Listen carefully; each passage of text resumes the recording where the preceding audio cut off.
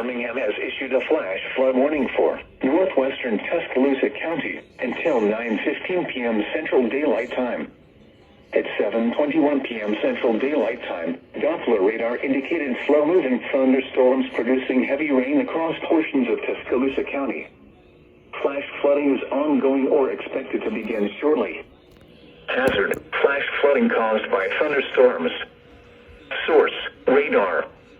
Impact: flash flooding of small creeks and streams, urban areas, highways, streets and underpasses, as well as other poor drainage and low-lying areas.